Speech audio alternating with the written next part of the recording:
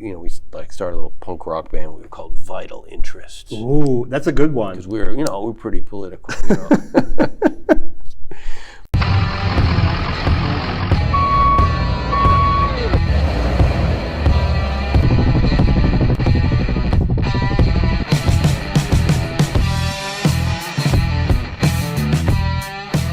Welcome to Building Friendships. I am your below average host, John Sosis, and today, I do deserve applause. I got through my name.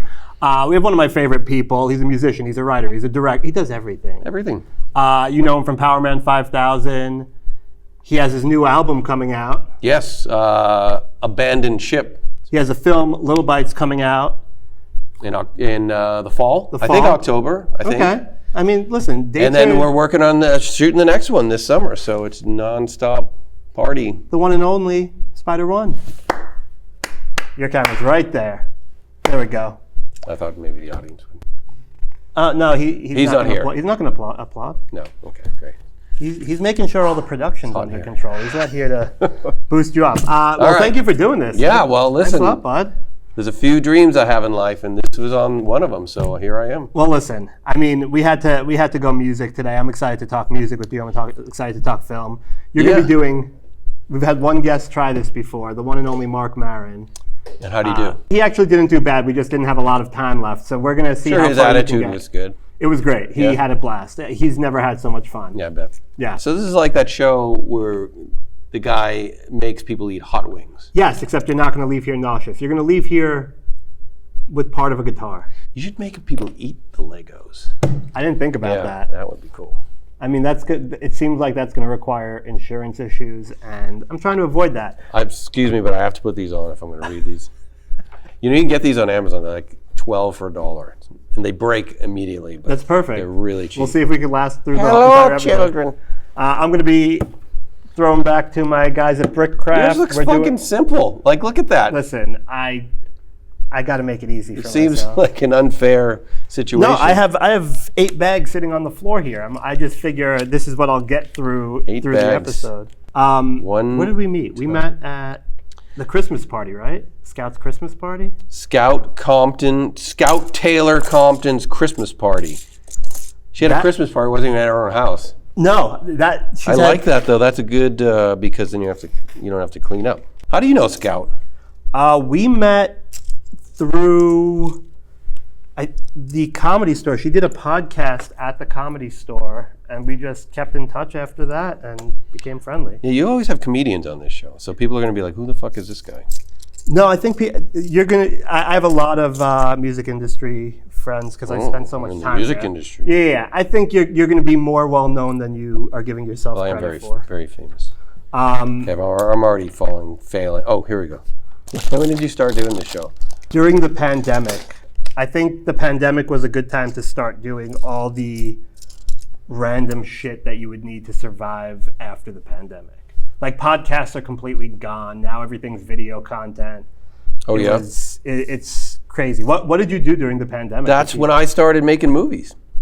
No way. Yeah, because I tour. I mean, I've always been interested in film and TV, and I was lucky in 2000. You did one of my favorite TV shows. Death Valley. Yeah, in I didn't 2011. realize that was you. Yeah, so that's a whole other story. So the pandemic hits, right? And at first I'm like, this is fucking cool. I get to do nothing. Yeah.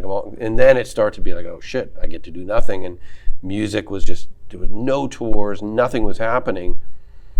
And so I started to go crazy, and I'm like, well, I got to do something. And so I was like, let's make a movie. And so I just funded the whole thing myself. This movie called Allegoria, which was sort of like a horror anthology adjacent kind of thing. And no actors were working because nobody was shooting, and friends of mine were available. Scout was in it, and my buddy Bryce Johnson, and John Ennis, and you might know John Ennis, maybe. Sounds familiar. Comedy guy. Okay. And so I just made this movie. And so if it wasn't for the pandemic, considering Powerman 5000, were you even in the mindset of let me start doing some home shows, home concerts? A lot of bands were doing that. I got asked to do a lot of those. Like No. it wasn't my thing, And that was, I think, a lot of comics I didn't want to do it. It's like, I got asked by a lot because a lot of friends of mine were, set up sound stages and we're doing some pretty cool live shows but I was just like, I'll wait for the real thing to come back. You know what I mean? It wasn't something I was interested in. So where are you from originally? I was born in Massachusetts in a town called Haverhill, which is about 40 miles north of Boston. Okay. And just like a, northern Massachusetts town. Most famous for the guy who created the Archies is from there. Okay. I mean, I don't know. It's pretty famous. Yeah, I mean, so all the characters from the Archies were based on real people that grew up in my hometown. But yeah, then I graduated high school and moved to Boston, and went to the School of Museum of Fine Arts for like about 3 months, and then dropped out. Why? Because I wanted to do music. I just got into, I'd always, even in high school, I would take the train into Boston every weekend because they would do these Sunday all ages hardcore matinees at this club called the Channel. So I got to see all the, classic hardcore bands, Black Flag and, the Misfits and all, all the bands that they sell stickers of on Hot Topic now, So I was so into that scene, and then I went to art school and I was kind of like, this is kind of a drag.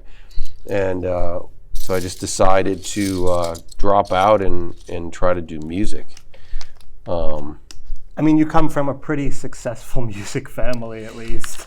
Yeah, I mean, it's yeah, I guess. I mean, who was doing music first? I mean, I guess technically I was, because when in high school, I started a band with my buddies called, because we wanted to be, we like started a little punk rock band. We were called Vital Interest. Ooh, that's a good one. Because we're pretty political. So we played 2 shows. We played our high school talent show, and when I was a junior, and we had to go on right after the kid who played all the like heavy metal guitar solos. So you'd be like Eruption, and everyone loved it. It was like, yeah! And you have to follow that. And then the curtain opens, me and my 2 dopey friends like playing original 30-second long punk rock songs, and my parents are in the crowd, and everyone just starts booing us, like just get off the stage, punk rocker. And so we proceeded to just trash the stage.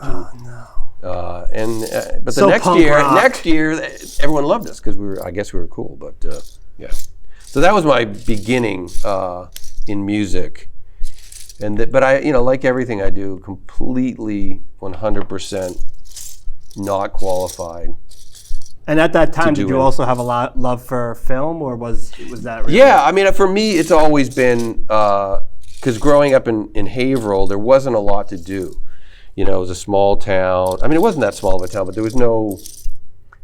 It wasn't like an art scene or a music scene, or I think there was like one small movie theater. So TV was like the window to the world, right? So TV, film, comic books, art. I mean, it was just absorbed all of it as much as possible.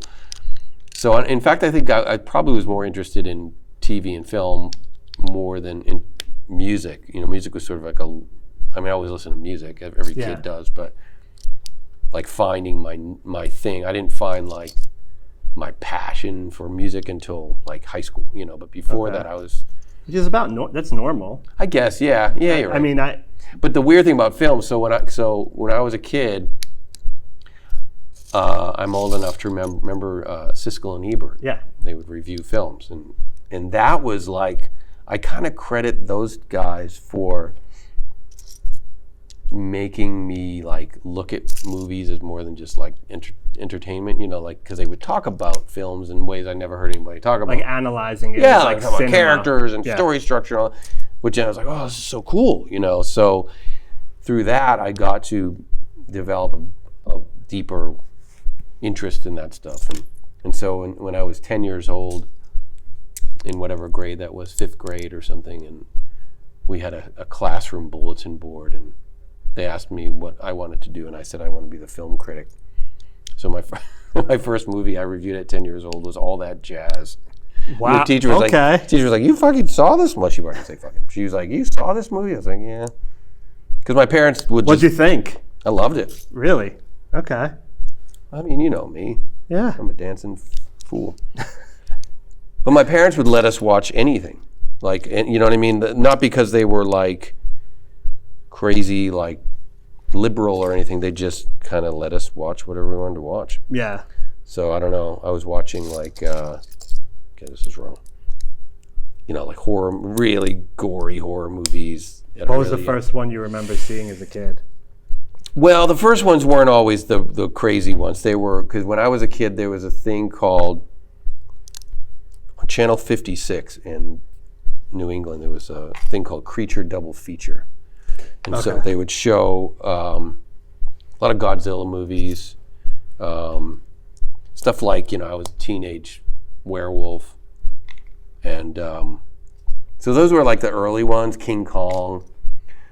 But, it wasn't until in the whole video store revolution, and going straight to the horror sci-fi section and just finding like the grossest, most vile cover art you could find, and those are the things we would all bring home and watch secretly. Yeah, it's weird. I feel like the people that were allowed to just watch whatever they wanted ended up being the most creative, and everyone else was kind of like watching it for the shock value of, they told me I can't, so I'm watching it. Yeah. I mean, I don't know. Yeah, I just didn't. I mean, I guess there are some kids that, I don't know, can't handle it, but. Oh, I know that too. I know people now who see Chucky and they freak out. That was my first movie as a child. That was my first or second horror movie.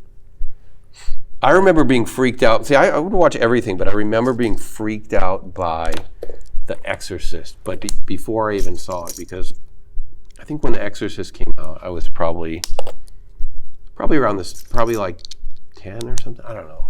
Since 75. And so there were all these stories of people like passing out in the movie theater. Yeah. And a buddy of mine's mom, who was really religious, apparently went to see it and had like a nervous breakdown. And so that was like, she had to go to therapy. So I'm like, oh my God, this movie, And, but I was I got really scared to see it. So if the TV commercial came on, I'd hide my eyes. And I remember one day, summer day, beautiful day, playing basketball in the driveway, listening to the radio. And the TV commercial for The Exorcist, the radio, just the radio commercial came on, and I ran inside and like hid. It was just like, I eventually saw it. And it is pretty terrifying, but as a kid it was, because I thought it was something was gonna happen to me, you know what I mean? I thought it was gonna, I don't know if I'm doing this, I don't know. You and me both, bud. This is the first or second time I'm building a non-Lego product, and that's not Lego. Succeeding. Yeah. How do you do that? BrickCraft. Hey, did you hear about the big Lego heist? Yeah, $300,000. Was that you? That's about 10 Lego sets. Was that you? I thought it was you. That was not me, but I do feel bad because sometimes if I need a set that's sold out in a store, I go to Facebook Marketplace and I'm like, wow, there's some really cheap sets on here. And I'm like, oh, yep, they're all stolen. Okay, so you moved to Boston. Yes. How long after that is Powerman 5000 a thing? It took a while. Like I just floundered around and worked, crappy job. I worked at a couple movie theaters, which I actually thought was really fun. And then I eventually what started. I got a job at Tower Records, and so suddenly you're around other musicians, and so that was the first time I ever. Because before I started Powerman, I was trying to do. I was doing music, but I'm not really a musician. Like I can kind of fumble around on guitar a little bit, but I'm not like a guitar player. And so I also, around that time, this was like the late 80s, early 90s, really fell into listening to hip hop and rap. So, because to me, it was like the new punk rock, right? It was because I always liked punk rock because I was like, oh, these guys, I could do this. Yeah. Like I don't have to be a great singer, and then rap kind of exploded, and I was like, oh, this is like the same kind of thing. Like, it's not about proficient musicianship. It's about an attitude and a sound. And it's more, and it's also based in story. It's less about the music and more about the story you're telling. And it's about having a unique voice, right? Like all the people I would listen to back then were like super. You recognize them like that, you know. Yeah. So that kind of. So what I did is I started making my own like rap songs. Oh wait! Where are those available? Yeah. So there they are somewhere. Somebody I didn't know whether. So I have them on cassette somewhere. So oh god, yeah, I forgot about this. So I found this producer, and he would produce the tracks, and I would like, but they were like these weird like Bukowski like lyrical content. Like I'd like rip off like Bukowski poems, but trying to sound like Ice-T. You know, it was like this weird. It sounds amazing. It's really embarrassing to. But it wasn't terrible. So I end up doing this, and I end up winning because I release a song and they start playing it on the radio as MC Spider. Oh no! Yeah, I know, right? We all have our past, but so this one song becomes kind of like known, and at the time, I don't know if it still exists, but in Boston there was this newspaper called the Boston Phoenix. It's kind of like the LA Weekly, you know, and they would do every year. They do a music readers poll. Guess who won Best Rapper? Obviously, MC Spider won Best Rapper. So the guy, the head of the newspaper music division, interviews me, and he was pretty like proud of his musical knowledge and stuff. So he asked me like, "Have you ever been in any other bands?" And the only other band I ever been in was Vital Interest. So I knew he didn't know it then. I said, "No, not really. You wouldn't have heard of." It would be great if he did. Nobody goes, "Yo, try me. I'm pretty knowledgeable. Try me." So I don't know why. I just jokingly said that I used to play bass for Black Flag, and I thought he was in on the joke. He's like, "Oh, really?" And I was like, "Yeah." Between the years of such and such, I filled in. Oh no! And so we finished the interview, and I think that he just knows that I'm fucking around. So like a week later, the issue comes out, full page article, MC Spider raising a new black flag. Oh no! And it goes on to just, and I have to like call him and apologize for. Oh man. Yeah. And there goes your follow-up. So that was it. That's where it all ended. So I had to reinvent myself. Where does Spider come from? Well, I had tried short-lived to start a band called Spider Baby, which was that old classic horror movie Spider Baby. Okay. That didn't go anywhere, but oddly, like as a joke, on like a really early White Zombie EP or something. Rob thanked me as MC Spider, like as kind of a joke. That's hilarious. And I just used it, so. So anyway, so rambling on, I go to Tower Records, and I decide I want to transition MC Spider into like a live like band, incorporate live musicians. So I meet some guys there, and we start trying to mold these weird rap songs, but use live musicians, and that's kind of how it ended up morphing into Powerman 5000. Okay. And that was in like, I think Powerman was like officially started in like 92, which is insane. Yeah, I mean, I remember my first introduction to Powerman 5000 was the end of the 90s. You started appearing more on MTV. So I started seeing you on a lot of 1999. Yeah, 99 was and then you popped up on the Tony Hawk, and it was just. I feel like I should be making way more money than I do. Well, I want to talk about that. Yeah. The industry, how much money do you make? The industry is in the toilet, and the fact that you're still going out and touring, I'm like, fine, I'm glad people are still able to do that. There's so many artists that just don't.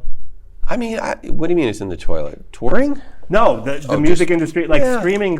I was in a weird situation when I first started working at Atlantic Records because I actually saw the transition, and I rarely say this. I never had business respect for Kid Rock, but when iTunes started selling tracks individually, he was the only artist on Atlantic Records, or maybe he was with Warner Brothers Records at that time, that said, I'm pulling all my stuff off Apple. Yeah. He's like, I create this piece of art. It's supposed to be a story from track 1 to track whatever. You're not going to sell them individually where only my singles are bought. Eventually, he learned that. Well, when you have no other option. Yeah, it just sucks that more artists didn't see, and I hate giving him credit for having foresight, but it sucks that more artists. Well, yeah, I mean, the artist shouldn't have been the one to have the foresight. It was the labels. I think the labels were trying to stop the Napster bleeding, and they thought this was the logical way. It's like, no, now we're going to make everything digital for everyone, so they don't have to steal it. They're going to pay, and it's like, no, no. I think the problem is that like it's you know, you have these. You're seeing it with movies too now, right? Like this. Like the technology is the shiny object, and people just go like, "Oh, wow!" And I think that's what happened with music. That you have you inherently creative business. You know, even though people worked at labels, weren't necessarily the creative people, but there was a spirit of, at least for me, on being on DreamWorks. Like that was all the old Warner Brothers dudes, and they really did still have a very, you know, support the artist, create it, you know, like let you do what you want to do. So, you know, it's like those guys aren't thinking about the technology and the dangers of it. And so I think everyone just kind of fell into. But yeah, so, you know, I guess to answer your question, it's like, is it in the shit? I don't know. Like, yeah, you can't make money selling music, you know. But I mean, there are people who do. I guess if you're Drake or Post Malone, they probably make a shit ton of money. I mean, I'd be curious to see what those numbers look like after everything. Well, there's no real, no one can really get a clear answer. Like, what is it? What do you get paid on 1 million streams?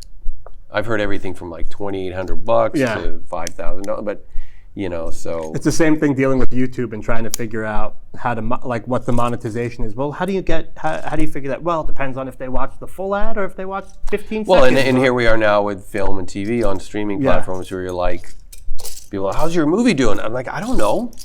I don't get a report like this been watched 10 times, it's been watched 400 times. I don't know. I couldn't tell you.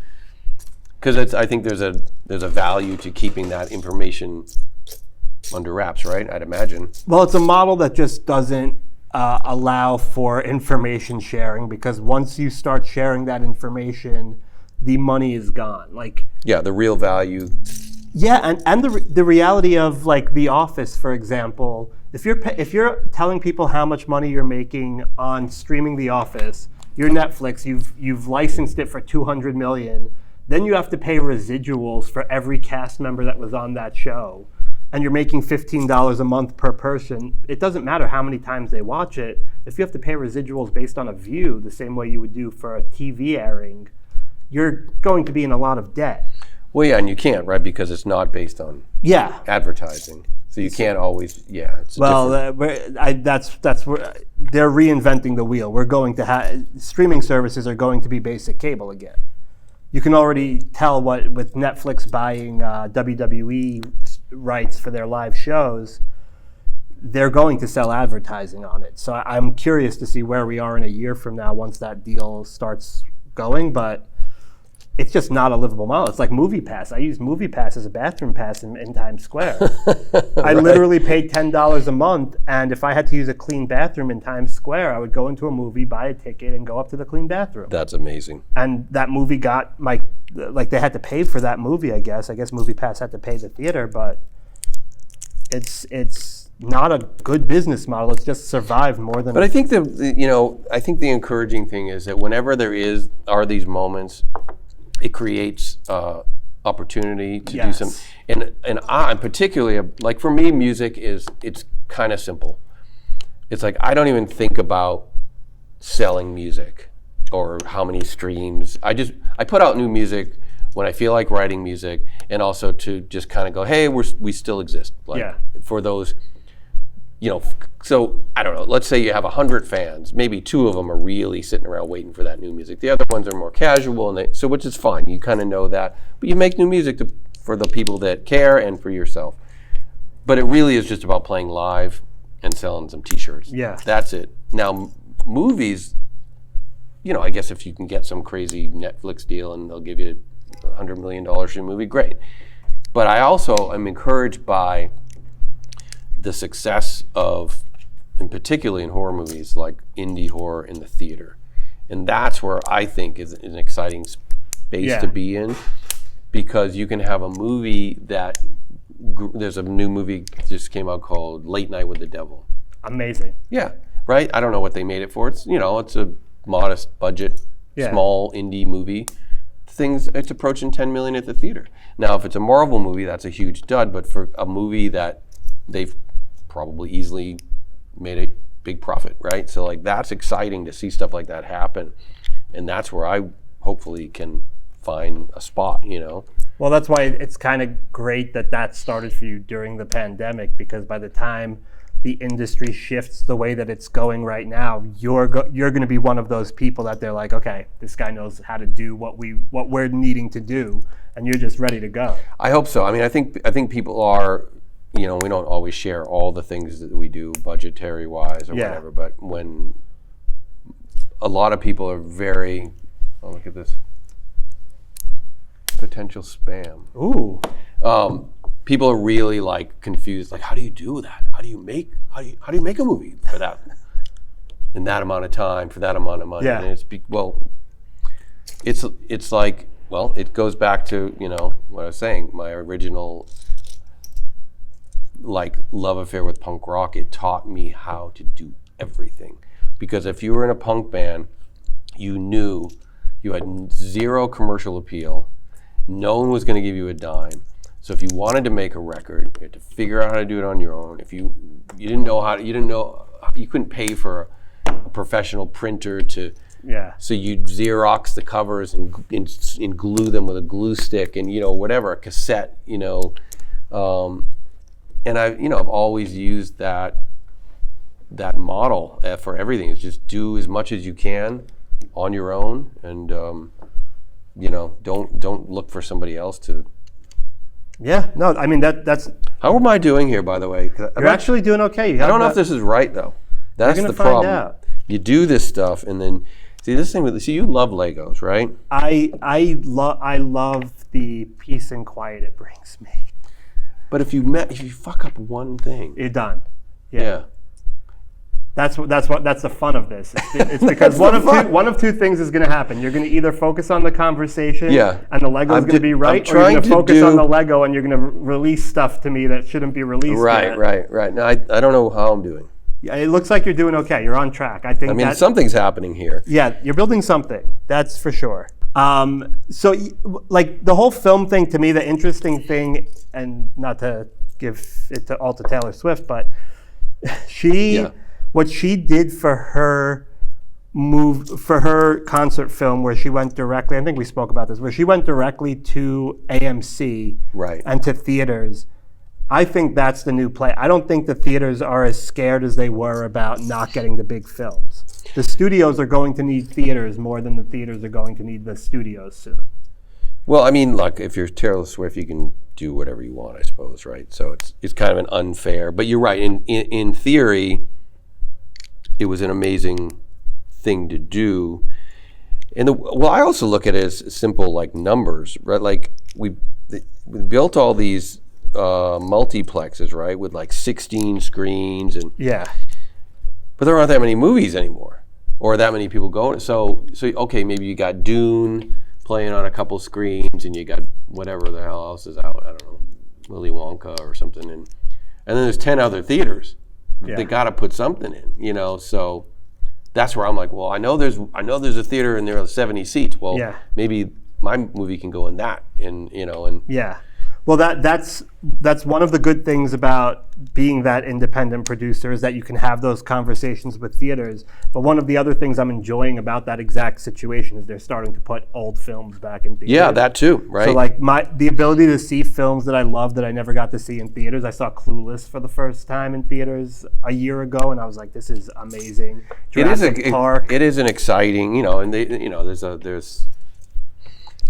I mean, in particular in LA, there's a lot of those companies that do that. It's really fun to I went to see Harold and Maude in like some old theater downtown. It's just such a great thing because you will see it in an entirely different way. Yeah, no, I think that, and also to rent a theater. So when you do have your film come out and it's independent or whatever, if you want to make a bigger deal about it and promote it and have your own screening, it's not expensive like it used to be. It's No, I mean, you can get a decent theater for a couple grand. Yeah, no, I did my premiere for the web series I produced for Atlantic there. It was like 15 something. Really? We got a whole table of food, and it's just a great experience where you get to showcase your stuff without the pressure of somebody else's money. You kind of get to put your own money into it and be like, this is for me, as opposed to trying to impress buyers, which is what the festivals are for. I fucked up. How do you feel about the festivals? Do you think it's the same as it used to be, a good area for? I'm kind of new to it, but I think they're the ones I've been involved with, and then we're going to be doing some for Little Bites, and it's exciting, man. And it also sometimes it's the first time you get to see your film with an audience. Oh, so that's true. So like Little Bites, I've seen this movie like 100 times. You know what I mean? If you the amount of time editing and sitting with it and rewatching it. So the newness factor is out the window. But when you finally get to sit in a theater with a bunch of people, it's a whole new thing. Plus the spirit at the festivals is always really positive because it's movie lovers and there's usually cast and crew there. So people tend to be more excited about a movie. Yeah. It isn't until later that the shit talking begins and people tell you that you made a piece of garbage, but But it's also the nice thing is the people at the festivals that you're going in, like the festivals you do are definitely higher level than the ones I'm doing for my stuff. But well, come on now. well, I mean, my point being, like, you guys get your own private screening and people show up that are interested in seeing that, as opposed to sitting all the creators in a room and having to sit through everyone's film. Oh, well, those are like the short film blocks, right? Yeah. We did the Well, I web did festival. those are fun, man. I mean, you see a wide variety of quality, but Do you edit yourself? I don't, but Chrissy does. Chrissy edit? And we co-produce, and she's stars in most of the films. Chrissy's his wife, who's also a great actress, worked in music. We have a weird connection with her history in music.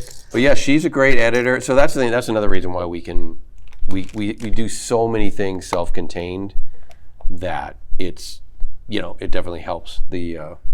Well, I was budget. curious because this is something I struggle with.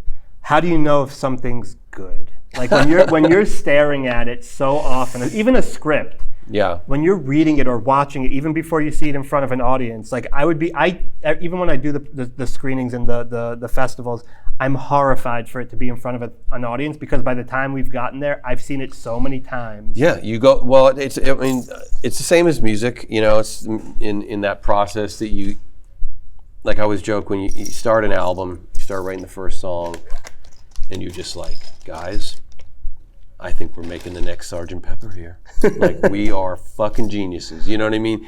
And then it's like, this is the worst piece of shit ever created, known to man. And then you're like, I have no idea. And then it's Up and down. So I feel like if you were excited about it in the beginning, there's probably it probably is telling you that there's something there.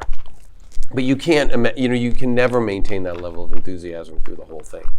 No. And that's why for the films, to see them in front of an audience is a necessary process, because you will finally see it and feel it in a different way than you have been watching it at home over and over and over on a computer screen. You see it bigger, louder, looks, hopefully looks good. That's why they like the studios start to do those bigger audience screenings, because I think everybody's seen it to the point where it's like, we don't even know what's good, what's bad. Like I saw Beetlejuice 2 already. I was part of the producer screening. Did. Oh, I'm not allowed to talk about it, but I loved it. You just did. I'm not allowed to give details, but it was awesome. Yeah. But it's one of those things where you sit at the end and they want everybody's feedback, because I imagine they've seen it so many times they can't make a clear judgment anymore. That's a weird one to me. And I know it's a really common process to do test screenings and ask an audience, like, what do you think about this, and how do you feel about what didn't you like? But man, I don't know. I think it's a bad move. It's like, because you're essentially asking someone, find something wrong with this. Yeah. Which character didn't you like? And you're sitting there going, well, shit, I kind of liked them all, but I guess I have to figure out which one I didn't like. And then you pick some character, and then and people just come up with ridiculous reasons why something isn't good. Yeah. Yeah, I don't know. I'm not a big fan of that idea. I'm not even a big fan of that in terms of personal. Yeah. Like I know a lot of people like, read my script, tell me what you think. I don't want to know. Yeah. Because like I ultimately have to decide what's going to happen. And if I start hearing all these different opinions, it might fuck up my creative process. I think I would agree that it should not be it should not be open to random people in the public who think that you're going to read their critique and be like, oh, we need this person, we need to hire this person. They know what's good, what's not good. There are a lot of people that were sitting there, like I was sitting next to two random friends who were just going back and forth about, like, they were Siskel and Ebert, and I was like, yeah. They just want to know if there was something that bothered you. They don't want a full run through. It's how I feel about jury duty. The fact that we let normal citizens do jury duty, it's insane to me. All right, this piece, I don't know what's happening here. It's the wrong piece. So who should choose the juries though? I think it should be. I think it should be a full-time job. I think it should be a career. You should have career jurors that your city employees, and that's your job every day. Instead of me having to not go to work for a week because somebody stole a fucking coffee machine from Bed Bath & Beyond. I've been a career get out of jury duty. That's I learned all the tricks. I mean, back in the day, there were so many ways that you could have gotten out of it, and now they'll find something for you at all times. I just got called for my first California jury duty. I'm just happy that there's parking. And they make you go downtown. In New York, it was terrible. Here, it's right here. It's not far from me in Studio City. When I was in Boston, I got called for jury duty, and I was like, fuck. And I got to the point where I was getting narrowed down. Like it seemed like they were going to pick me. Because sometimes they wouldn't even bring you in. They brought me in. They weren't telling me to leave. I'm like, oh. And so in walks the defendant. I don't know what the guy apparently did. Stole something or whatever. And I was like, holy shit, I know that guy. Oh no. I was so excited. And I was like, to the judge, like, excuse me, I know him. He's like, you got to go. I'm like, yes. My thing was, it's a benefit to know criminals. Yeah. Oh, well, I had the opposite problem, but I had to do it quietly. I used to be like, I just want to let you know, my dad's NYPD. I can't be here. Because if you scream that too loud in New York, that's not good either. But yeah, no, jury duty is one of those things where I'm like, how do they let normal citizens make these decisions? I guess there's no choice. You have to do that. You have to trust in. You could be employing a lot of people. That's the crazy part. You're telling people who were employed to leave work so we could pay you separately to come make these decisions. Well, no, you could always just move to Russia, dude. That's a good idea. I hear things are great over there. Things are going great. I'm upset to find out that you don't believe in this American judicial system and freedom and being judged by a jury of your peers. No, I know my peers. They're morons. My peers are morons. I've seen them try to self-check Handmaid's Tale so many times. I've seen them try to use self-checkout. They're not going to determine who's going to jail, as far as I'm concerned. They're not equipped. So when it comes to writing, back to the music and the film, when it comes to writing, what is your process? How does your process differ from songs to like a feature? Does it start with a small idea, or is it always something bigger for a film? Yeah, I mean, they're definitely different process, right? Like you could say like it's the same thing. You're communicating an idea or telling a story, but it's definitely a different. Music is much more of like hit someone over the head with a simple concept, and then movies, writing a 90-page screenplay, which doesn't seem like it would be that hard, well, sometimes it's hard, sometimes it's not that hard. I try never to sit down without an idea, right? Like that. Okay. Like just you're not one of those. I'm going to sit for 3 hours and it'll come to me. No, I have to I'll walk around all day thinking whether it's a song or it's a story idea, and get far enough just in my head mapped out where I can sit down and know I'll get somewhere, right? Yeah. And so that's really, for me, been the trick, is just write it more in your head first. Songs are always just like some weird line hits you, in like a hook or just a phrasing, and you're like, oh, that'll make a good song. But writing a script, I feel like you need some some personal connection to your own life and your own story, even if it becomes this fantastical, ridiculous thing. I feel like that's a necessary part of it. Like Little Bites it's a horror movie with a monster that's eating this woman alive, but it's based on parenthood, and protecting, like the struggles of protecting a child in this world. And so like you take that concept and you turn it on its head and I always loved that. That's why I always loved like science fiction in the Twilight Zone, is they would tackle like real life subject matter, but replace it with like robots and monsters and things like that. I always thought that was kind of a fun way to do it, other than just making a straight ahead drama. If you could go back and change any project you've worked on or update it for present day, is there anything that you would want to take another stab at? I mean, I don't know. It's like, I always, like, musically, I always look back and, like, I've made 12 albums, and I'm like, dude, if I've written 3 good songs, I'd be surprised. Like, I just never really look back on it. Yeah. And I always think, like, would I even like my band? If I was just, like, heard it on the radio, would I think this was, like, shit? Maybe. I don't know. It's, you know what I mean? It's, because sometimes the movie stuff, I mean, going back, you always see your mistakes, right? Like always, but then the mistakes are the kind of the cool parts too. So I think trying to pull a George Lucas and fix Star Wars is always a bad idea. Just let it be what it is, man. It was better anyway. Yeah. Wow, look at your shit's coming together. We're getting there. It's harder than I thought it would be. But last question, if you could change one thing about yourself, what would it be? God. Suddenly we're getting deep now. One thing. I just want to know about one. Did you bring tissues so if I start crying? Let it all out. This is what I'm here for. One thing. So many things. What about you? Me? Did you change something about yourself? Yeah, I wish I cared less about what other people thought. Oh wow! I put a lot. Do you really see? I don't have that problem.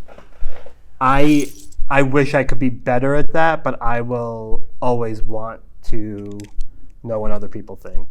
I feel like I'm a like. Here's my thing. I don't know. I feel like I'm lazy.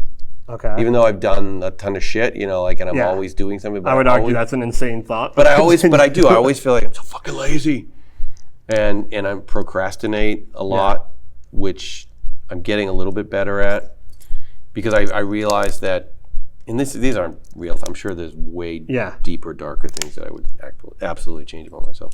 But I would be the guy like, I have to pay this bill. Yeah.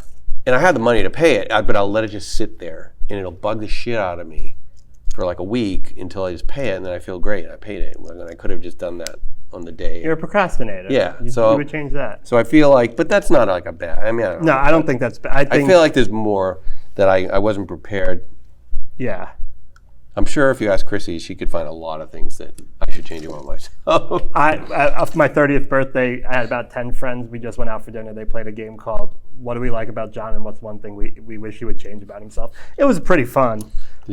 Everybody just said my eating habits, because I was on a lot of McDonald's back then. Well, so that was fair. You should want to change that yourself anyway. Well, thank you for doing this. Let's see how far you got. This is horrible. How did I do compared to Mark? Did he get far? He went to the guitar, right? I think I saw a clip. Yeah, he got to the guitar. I probably was the worst ever. You are going to get to the guitar. You have an entire set. Yeah, but I mean, am I the worst guest ever? No, for building? There's someone that a lot worse. Yeah, a few of them. I think what happened, I was doing good. I hit this piece, which maybe is missing. Right, I'm just going to blame it on that. You could do that. You hid the piece on me just to fuck my system up here. But I think I can do this at home for sure. I think you're going to do it. Honestly, it'll. If you just need quiet time, it clears your brain. I've made a lot of Legos in my time. It clears your brain reil quick. So, you know who's a big Lego fan? Who? You a basketball fan? Yeah. Oh, what's his name? From the Pacers. No, from the Bucks. Giannis. Oh, is he? Yeah. I didn't know Giannis was. I know Miles Turner is. I only know this because he said that because they haven't been winning. And he goes, it makes That's hilarious. Because I can't enjoy my Legos when I go home and try to make That them. is Like so just keep funny. thinking about we're not winning, and I usually can just make Legos, and which I think That is so. They got hilarious. That it just ruins his yeah. Lego Sorry, game. I keep adding to this content. So No, it's fun. That's I'll be quiet. no. I mean, people want to know where to find you. Where can they find you? Right here on the Lego show, building Friendships 3. Yeah. That logo Season looks like 3. a copyright infringement. We're ready to happen. I'm waiting for Disney to hit Yeah. me up. No, I'm on everywhere. You know, the Instagram and that's about it, really. The Instagram, Spider1. Spider One, Powerman, official Powerman 5000. Official. Someone took regular Power by them? Probably, yeah, I think so. It must, Oh, yeah. man. I know, how Someone dare got they? ahead of you. I was always really late on the social media Yeah. stuff. Like, No, it's fair. I was so pissed off when everyone said you have to get off MySpace and go to Facebook. I refused to get a Facebook page, and I get never it. have. And now I'm glad I never did it. I mean, I have one for the band Yeah. but I never did a personal one. Surprisingly, Facebook's coming back and on the video content side, so I have to I start don't care paying about attention. any of it. If I didn't have something to promote, if I didn't have films, or I would 100% not be on any Yeah. of it. I don't like it. It bothers me. The more I look at it, the more I feel embarrassed. Like that. Yeah, that's part of what I want to change about myself. The fact But it that is where I check it so discovered often. slap fighting, which I enjoy a lot. Amazing. Yeah. Russia comes up with the coolest shit. It's one And of then my that was part of favorite the sports. UFC. I know it. I was going to start my own slap fighting league, but yeah, US. Like a fight club, but slap fighting would be amazing in LA. Maybe we This is can a pretty good combine room. the shows. It's not bad. We build some Legos and then we slap each other. I'm all for it. You can follow me at Say It Ain't Sosis, Building Friendship series. Thank you, Spider. We will see you next time. Yeah.